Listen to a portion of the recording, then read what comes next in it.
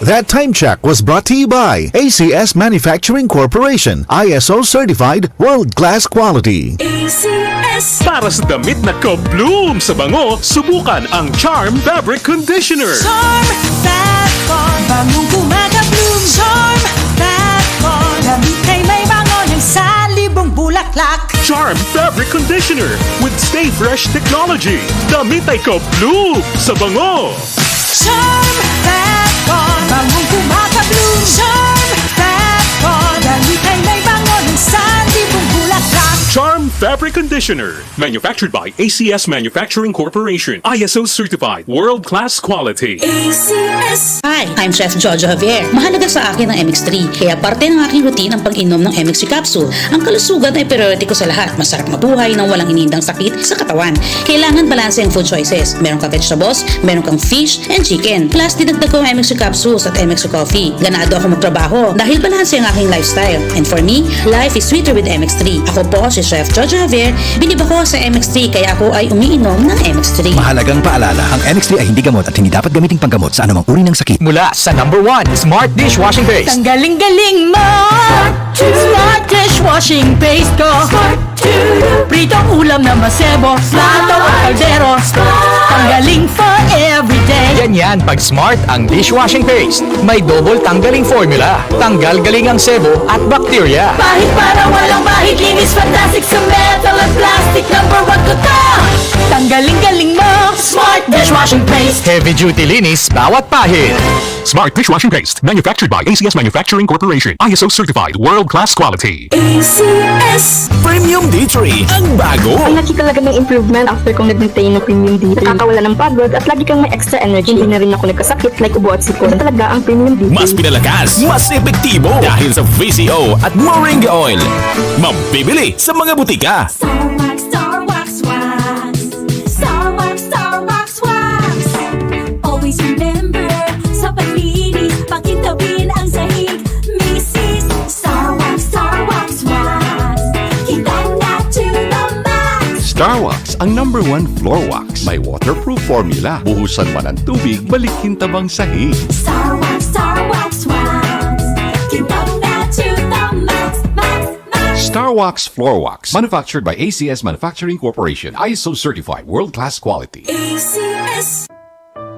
Pagbasa sa ikasampung kabanata ng Aklat ni Juan, ang talinhaga tungkol sa pastol, talata 1 hanggang 42. Baka tandaan ninyo, ang pumapasok sa kulungan ng mga tupa nang hindi sa pinto nagdaraan kundi umaakyat sa di dapat pagdaanan ay magnanakaw at tulisan.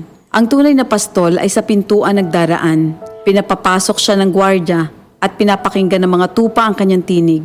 Tinatawag niya ang kanyang mga tupa sa kani-kanilang pangalan at inilalabas sa kulungan. Kapag nailabas na, siya ay nangunguna sa kanila at sumusunod naman ang mga ito sapagkat kilala nila ang kanyang tinig. Hindi siya sumusunod sa iba kundi patakbong lumalayo sapagkat hindi nila kilala ang tinig ng iba. Sinabi ni Jesus, ang talinhagang ito, ngunit hindi nila nauunawaan ang ibig niyang sabihin. Kaya't muling sinabi ni Jesus, pakatandaan nyo, ako nga ang pintuang dinaraanan ng mga tupa. Ang mga nauna sa akin ay mga magnanakaw at mga tulisan, ngunit hindi sila pinapakinggan ng mga tupa. Ako ang pintuan. Ang sinumang pumapasok sa pamamagitan ko ay maliligtas. Papasok siya't lalabas at makakatagpo ng pastulan. Dumarating ang magnanakaw para lamang magnakaw, pumatay at manira. Naparito ako upang ang mga tupa ay magkaroon ng buhay, ng isang buhay na masagana at ganap. Ako ang mabuting pastol. Iniaalay ng mabuting pastol ang kanyang buhay para sa mga tupa. Ang bayaran ay tumatakas kapag may dumarating na asong gubat. Iniiwan niya ang mga tupa palibas ay hindi siya pastol at hindi kanya ang mga ito. Kaya't sinusunggaban ng asong gubat ang mga ito at binubulabog. Tumatakas siya, palibas ay bayaran lamang at walang malasakit sa mga tupa.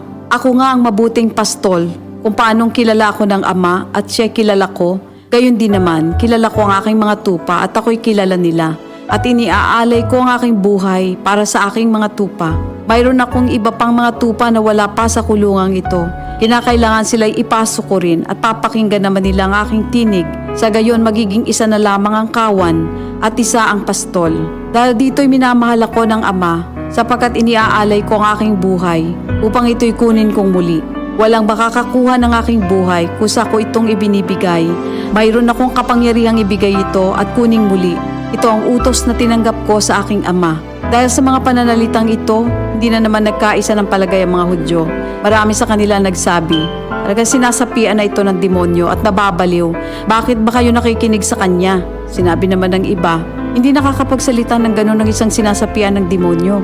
Nakakapagpagaling ba ng bulag ang demonyo? Taglamig na noon at kasalukuyang ipinagdiriwang sa Jerusalem ang pista ng pagtatalaga ng templo. At habang naglalakad si Jesus sa templo, sa portiko ni Solomon, pinaligiran siya ng mga Hudyo at sinabi sa kanya, hanggang kailan mo ba kami ilalagay sa alanganin?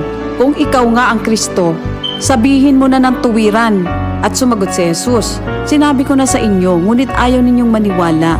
Ang mga ginagawa ko sa pangalan ng aking Ama ay nagpapatotoo tungkol sa akin. Ngunit ayaw niyong maniwala sapagkat hindi kayo kabilang sa aking mga tupa. Nakikinig sa akin ang aking mga tupa. Nakikilala ko sila. Sumusunod sila sa akin. Binibigyan ko sila ng buhay na walang hanggan. Kailan may hindi sila mapapahamak at hindi sila maaagaw sa akin ninuman. Ang aking Ama na siyang nagbigay sa kanila, sa akin, ay lalong dakila sa lahat at hindi sila maaagaw ninuman sa aking Ama. Ako at ang Ama ay iisa. Ang mga pinuno ng mga Hudyo muling dumampot ng bato upang batuhin siya. Kaya't sinabi sa kanila ni Jesus, marami akong mabubuting gawang ipinakita sa inyo mula sa Ama. Alin ba sa mga ito ang dahilan at ako'y inyong gustong batuhin? Sumagot ang mga pinuno ng mga Hudyo, hindi dahil sa mabubuting gawa kaya ka namin babatuhin, kundi dahil sa paglapastangan mo sa Diyos, sapagkat nagpapanggap kang Diyos, bagamat tao ka lamang. Tumugon si Jesus, di ba nasusulat sa inyong kautusan? Sinabi ko, mga Diyos kayo. Mga Diyos ang tawag ng kautusan sa mga pinagkatiwalaan ng salita ng Diyos at hindi maaaring ipawalang bisa ang sinasabi ng kasulatan.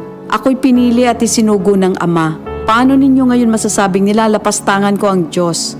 Dahil sa sinasabi kong ako ang anak ng Diyos? Kung hindi ko ginagawa ang mga pinapagawa ng aking Ama, huwag niyo akong paniwalaan. Ngunit kung ang ginagawa ko ay ang mga ito, paniwalaan ninyo ang aking mga gawa kung ayaw ninyong maniwala sa akin. Sa gayon matitiyak ninyong nasa akin ang Ama at ako'y nasa Kanya. Kaya tinangka naman nilang dakpin si Jesus ngunit siya'y nakaalis. Muling pumunta si Jesus sa ibayo ng Jordan sa pook na dating pinagbautismohan ni Juan. Habang naroroon siya'y maraming lumalapit sa Kanya. Sinasabi nila, si Juan ay walang ginawang himala, ngunit totoo ang lahat ng sinabi niya tungkol sa taong ito. At doon, maraming sumampalataya kay Jesus. Ito ang salita ng Diyos. DCXL News, ang himpilan ng RMN.